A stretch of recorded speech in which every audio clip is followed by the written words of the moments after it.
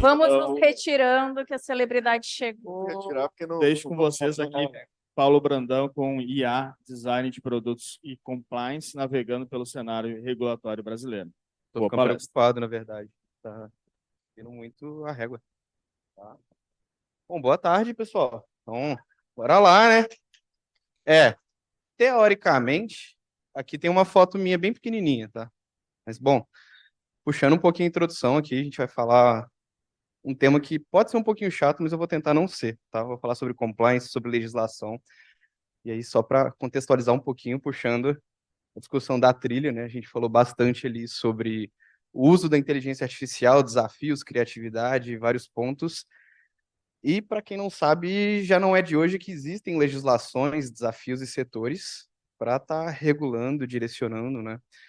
E aí, basicamente, hoje a gente vai falar um pouquinho disso e aí, trazendo alguns pontos para vocês, que o primeiro desafio para fazer isso foi, na verdade, pensando como que eu ia fazer essa trilha, né?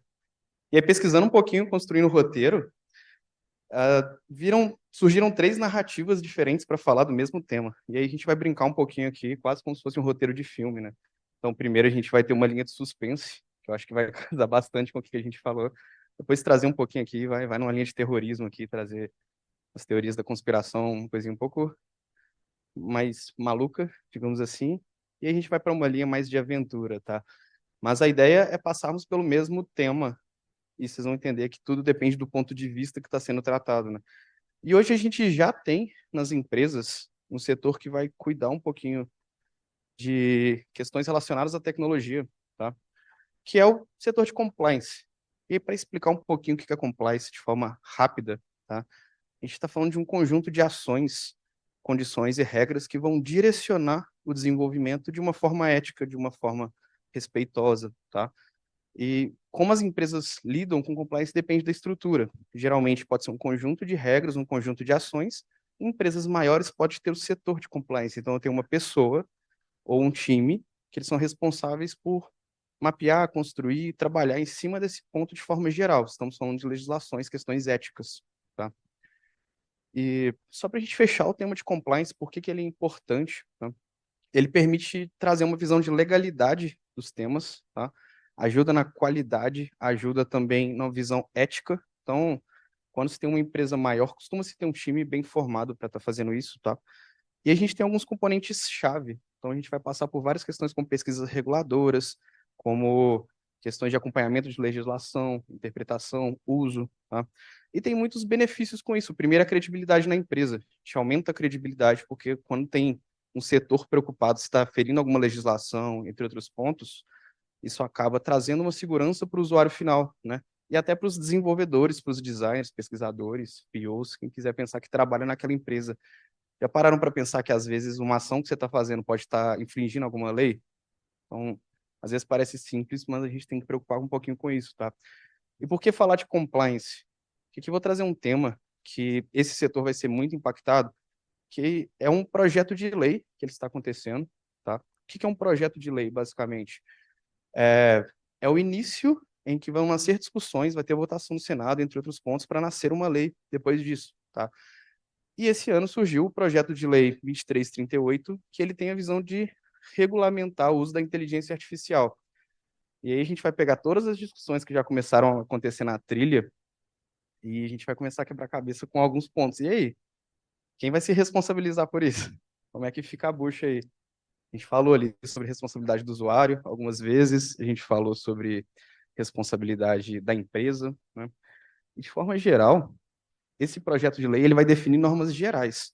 Quando a gente vai falar de legislação, tem uma visão macro, e com o tempo a gente vai afunilando e entendendo os casos de uso, tá? De forma bem clara, ele tem a intenção de trabalhar em foco do benefício da pessoa humana, do regime democrático e do desenvolvimento científico. Quando você vai ler a legislação, é um porre, mas vale a pena ler, ele propõe isso, tá?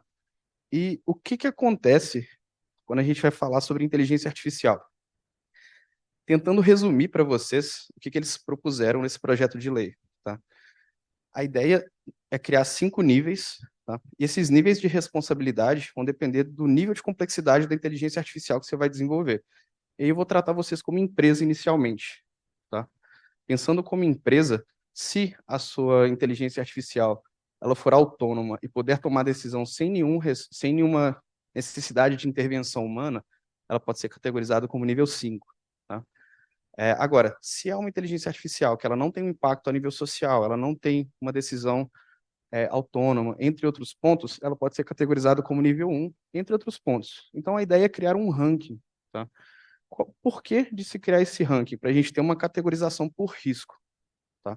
Existiu uma discussão muito grande quando começou a falar de inteligência artificial, quando a gente vai falar de quem que é essa responsabilidade, porque a gente tem vários papéis. Eu tenho o board, a diretoria, tomando decisão de negócio e mandando, a gente quer construir a inteligência artificial dessa forma. Eu tenho quem está no meio do caminho desenvolvendo, designers, devs, cientistas de dados. Eu tenho o usuário final.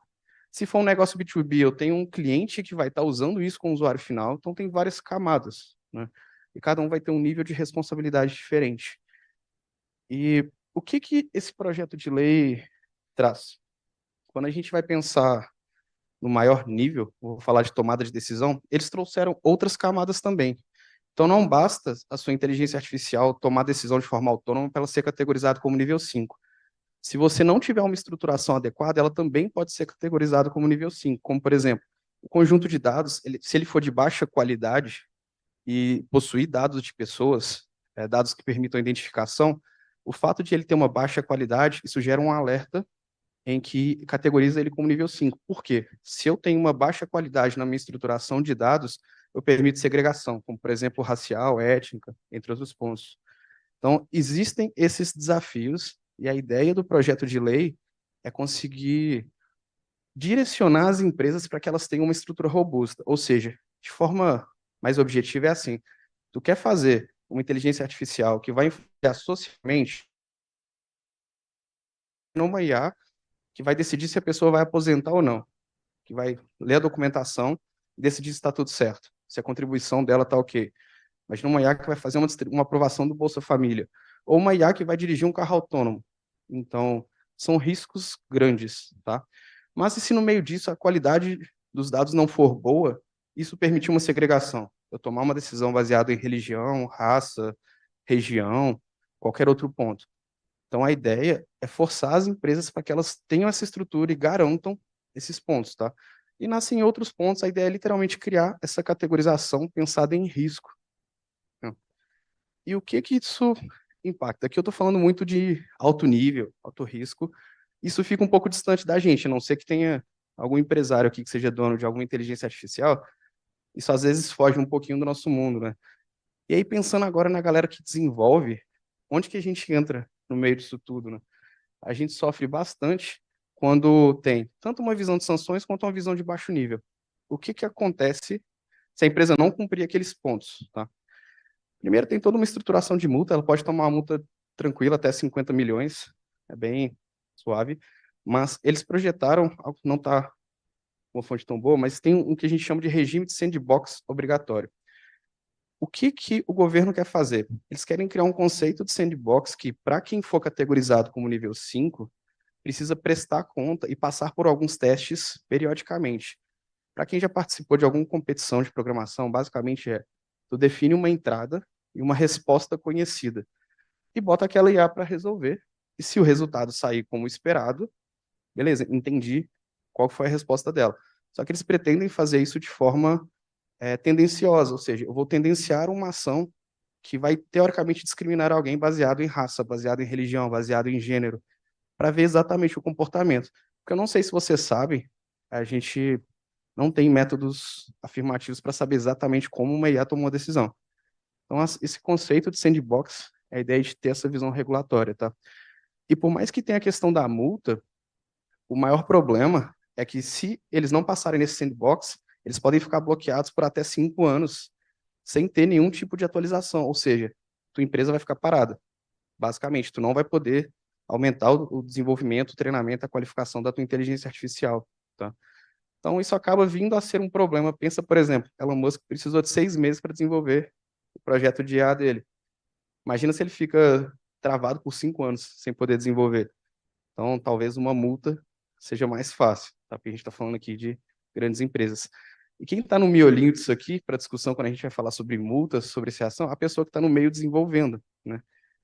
E aí começa um pouquinho da complicação. E aí, tive um problema, tomei uma multa. Quem vai se responsabilizar? Quem vai pagar isso aí? E aí vamos imaginar outro cenário. Eu tenho uma empresa, uma inteligência artificial, eu contratei vocês. A empresa tomou uma multa. Não é fácil eu responsabilizar vocês por falta de ética, ou por um mau desenvolvimento, por falta de teste, ou qualquer outro ponto. Então, dentro dessa categorização, eles também provocaram as responsabilidades. E o que eu queria chamar a atenção aqui? Para as que forem categorizadas de nível 2, os desenvolvedores serão responsabilizados. Isso começa. Esse é um primeiro problema. E aí? Será que isso é justo, eu responsabilizar um dev ou não? Eu não tenho resposta, tá? Vou dar minha opinião ali na frente, mas a gente entra nesse balaio também. E por desenvolvedor, estamos falando quem desenvolve de forma geral, não o dev em si, tá? Um designer faz parte do desenvolvimento, um agilista, um PO. Senão ia ser muito fácil. Se tu acha um culpado, foi o dev. O dev se ferra, sabe? Mas não, tem toda essa construção. E aí vamos um pouco mais além. Tivemos uma equipe de 5 devs. E aí? Quem que vai pagar a multa? Sabe? Então começa a ter algumas complicações. E aí, a de nível 1 e a de nível 2 são as que eu sugiro vocês terem mais atenção e acompanhamento. A ideia da categorização de nível 1 é que a responsabilidade é do usuário. Então, o que é categorizado como nível 1? Uma inteligência artificial que ela não vai ter impacto social, não vai ter impacto em tomada de decisão. E caso ela precise de algum impacto, a ponto que ela tome decisão para algum impacto, a ponto de ela fazer isso, isso não pode ser de forma autônoma, precisa de um ser humano ali por trás para afirmar, tá? Esse tipo de inteligência artificial, que entra como nível 1, o usuário é responsável pelas decisões dele. Se ele escolheu por fazer algo ali que teve algum problema, é uma escolha dele. Mas as de nível 2 para cima, eu começo a envolver os desenvolvedores, tá? Bom, aqui a gente começa numa linha um pouquinho de... Como é que eu posso falar? Um pouquinho de suspense, porque costuma ser um pouco obscuro, mas eu sugiro de verdade que vocês leiam e acompanhem, tá? O que, quando eu vou pesquisar, que eu costumo ler sobre legislação? Não sei se vocês já acompanharam, mas um tempo atrás começaram a falar também sobre regularizar a área de desenvolvimento, sobre sindicância e vários outros pontos, tá? São pontos importantes para vocês acompanharem, porque isso realmente direciona. E para quem for mais da academia, principalmente, deve ter acompanhado muito discussões relacionadas para a regulamentação deve limitar o desenvolvimento, deve limitar a inovação, porque eu não consigo inovar, tá? Então, são pontos que a gente costuma ouvir quando vai participar de alguma discussão, certo? Qual que é a proposta desse projeto de lei? Eles querem criar um conselho, que esse conselho vai ser misto. Então, eu vou ter representantes da saúde, da educação, de todos os ministérios que vocês imaginarem, da academia e da iniciativa privada, tá? Então, esse conselho que vai ser responsável por aquela construção de sandbox, de monitoramento e de todos esses avanços que vêm surgindo, ou até se está tendo algum tipo de limitação. Então, a discussão fica um pouco em cima disso, tá? E aí vem um pouquinho da discussão, como é que fica esse conselho, né? Esse conselho, teoricamente, no papel, ele vai ser formado por pessoas que vão ter conhecimento misto, tá?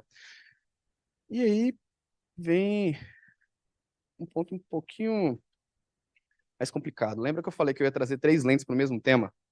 Até aqui a gente foi numa linha um pouquinho de suspense, mas aqui eu queria trazer um pouquinho de uma visão como se fosse um filme de terror e trazer alguns pontos que a gente já falou de Black Mirror, já brincou com um monte de coisa. Tem vários temas para a gente discutir, mas eu queria trazer um só, que eu considero que é um dos temas que foge de pauta e que não deveriam, tá? Quando a gente vai falar sobre visão algorítmica, tema de discriminação, ele é um tema que ele tem que estar na boca de todo mundo. A gente tem que conversar sobre isso, a gente tem que discutir, tem que nascer pesquisas, tá? Quando eu vou falar sobre discriminação, ela está associada à ideia de fazer distinção baseada em etnia, raça, gênero, idade, nacionalidade, orientação sexual, condição social, religião ou ainda em razão de deficiência. Por que a gente tem que discutir sobre isso? Não estou entrando no mérito aqui se deve ou não ir para uma linha comercial ou não, mas sempre que eu tenho uma construção de um algoritmo, não necessariamente de inteligência artificial, eu entro nesse cenário de ter que trabalhar com a discriminação. Eu tenho que colocar isso no meu pipe para estar trabalhando. E aí, trazendo alguns dados históricos aqui, e eu não estou falando de inteligência artificial, estou falando de um tema que chama discriminação algorítmica, tá? Desde 2010, a gente tem registros de alguns algoritmos trabalhando com uma intenção boa, com uma intenção de recurso, uma funcionalidade, mas que geram alguma ação de discriminação. Não foi intencional, mas gerou. É sempre um pouco nessa linha de discussão. E aí um exemplo, em 2010, as câmeras da Nikon, elas tinham um recurso que foi lançado na época de perceber se as pessoas, na hora de tirar fotos, estavam com olhos fechados, e ela simulava o olho aberto. Então ela fazia uma mesclagem ali, e aí rostos asiáticos não eram identificados. As pessoas criavam um falso olho aberto ali, porque ela não reconhecia que a pessoa estava com o olho aberto. Então, isso talvez não nasceu e não foi discutido nas pesquisas quando estavam desenvolvendo, sabe? A gente tem o Google Fotos em 2015, que ele tagueou um casal negro como gorilas. E isso são fatos conhecidos. Eu voltei lá em 2010, tá? Então, por que que esses pontos e essas preocupações não estão nas discussões quando a gente está desenvolvendo qualquer coisa relacionada ao desenvolvimento de um algoritmo? E agora eu questiono vocês, esses casos ainda não entraram em inteligência artificial. A gente tem um potencial muito maior com inteligência artificial. E aí eu vou trazer dois softwares que provavelmente vocês conhecem. O Canva, ele classificou, não sei se vocês sabem, o Canva dá para você construir designer, tá? Ele classificou um tipo de penteado afro como inseguro, quando pediram para gerar uma imagem de uma mulher negra com cabelo afro, e ele classificou aquilo como inseguro. E tem um caso mais recente do Dali, que quando foi passada uma descrição para ele para fazer uma imagem de uma mulher negra com um blazer com referências africanas, no fundo uma favela, sem nenhuma referência à criminalidade, à segurança ou qualquer outro ponto, ele projetou uma imagem ela com uma arma na mão. Tá? Aí questiona, né? A inteligência artificial ela faz isso proposital? Não, isso é aprendizado, isso é um reflexo de sociedade. Isso não é um problema novo. A gente só está expondo um problema que já acontece, tá? Então, são pontos interessantes para estarem discutidos, e a ideia é que isso faça parte das explorações. Não é sobre ter ou não ter, é realmente fazer parte. Vocês consideraram? E como que a gente trabalha esses pontos? Aí vem o primeiro passo, andando um pouquinho para trás, né? A equipe de vocês de pesquisa, ela é diversificada? A gente está falando ali de tentar conseguir ter uma inclusão no time. Vem o primeiro ponto para se discutir, né? Eu, como homem, muitas vezes, se eu for fazer algum trabalho relacionado a machismo, talvez eu não tenha nem noção de algo que está acontecendo, como que eu vou tratar aquilo ou considerar. Talvez o simples fato de ter uma equipe multidisciplinar, talvez já comece a levantar um alerta de falar, opa, vamos dar atenção para esse tema?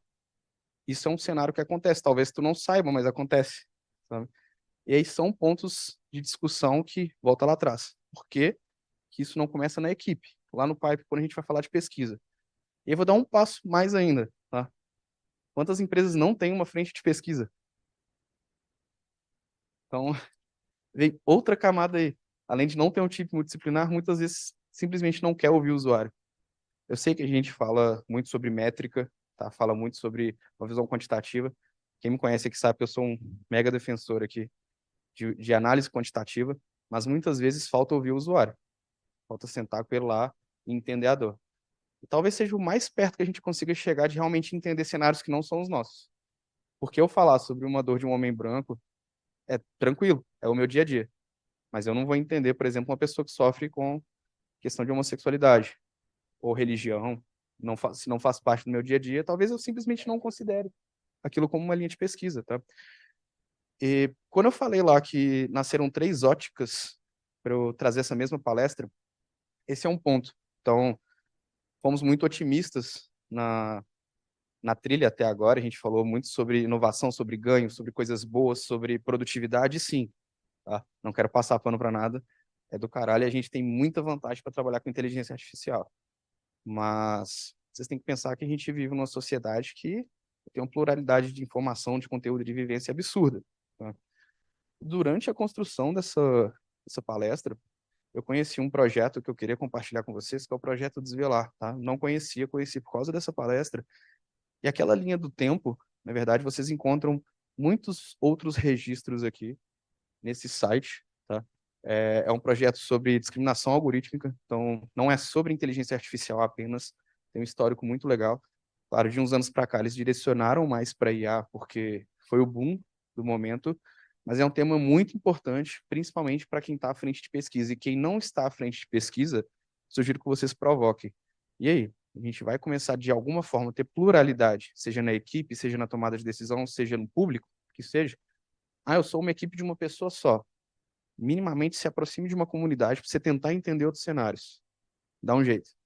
É importante. Pode não ser o melhor cenário, mas principalmente a galera que é product designer, o principal papel de vocês é achar o equilíbrio entre o cenário que você está, a condição que você tem e o melhor cenário possível. Tu não é herói, não vai salvar a pátria, mas tu tem esse ponto de vista e essa atenção para dar, tá?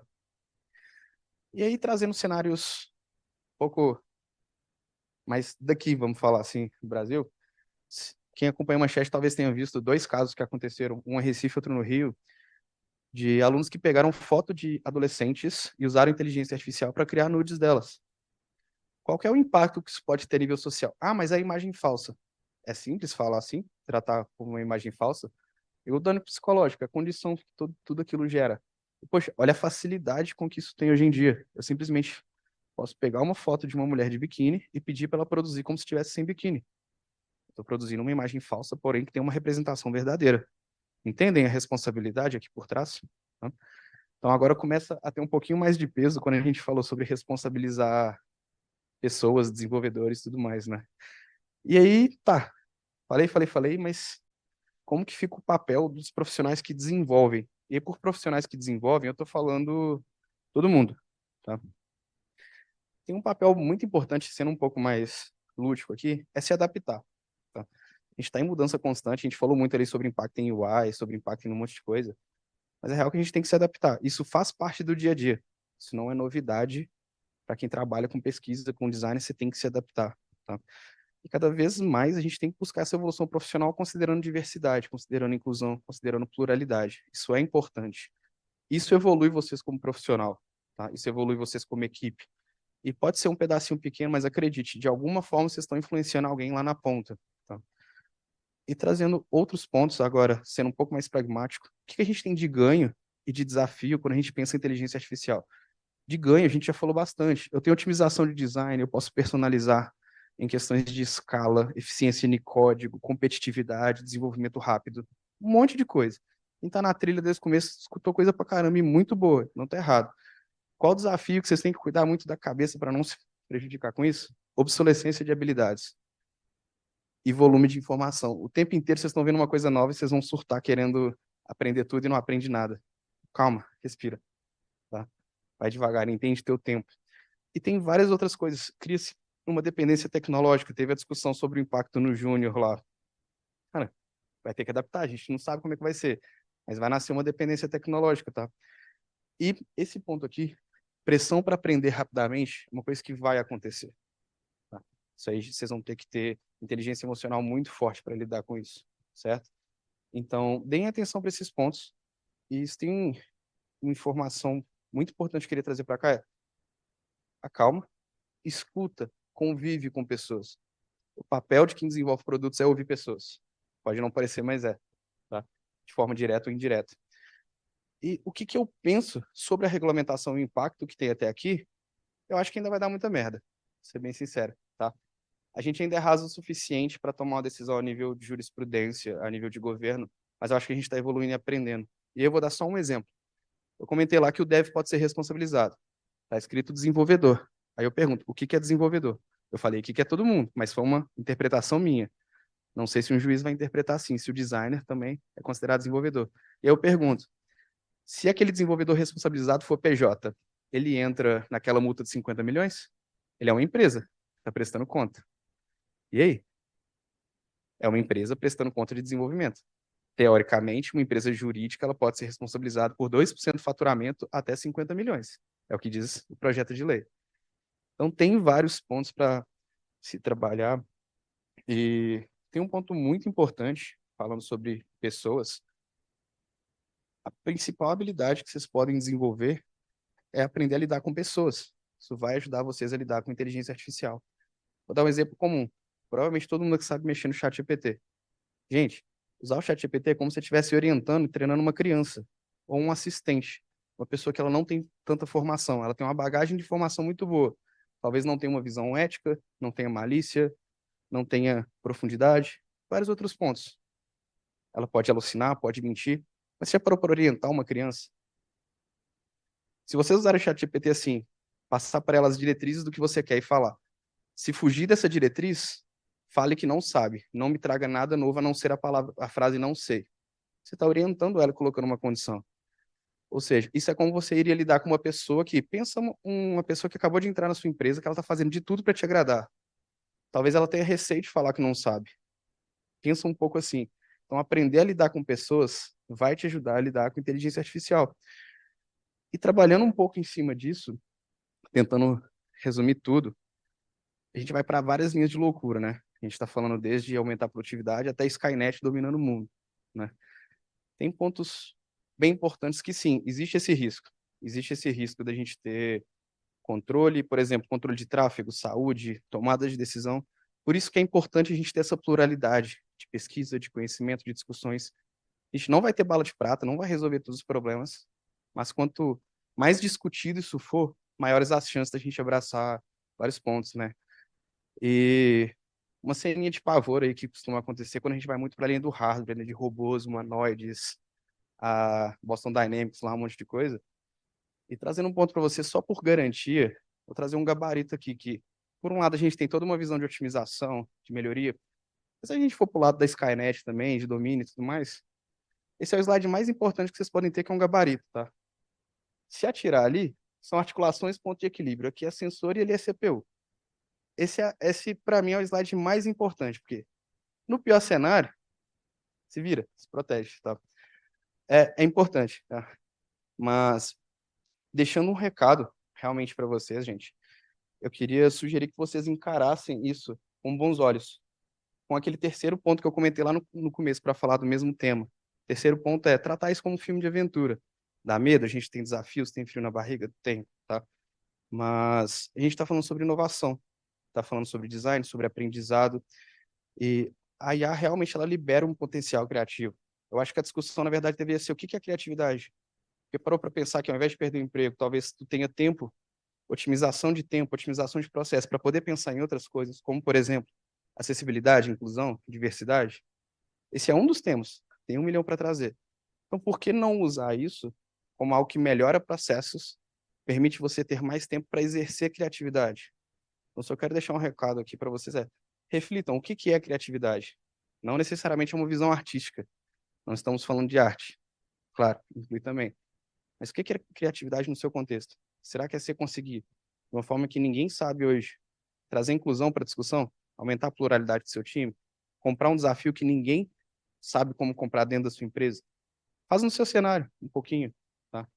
Então, se eu realmente deixo uma mensagem para vocês, é isso.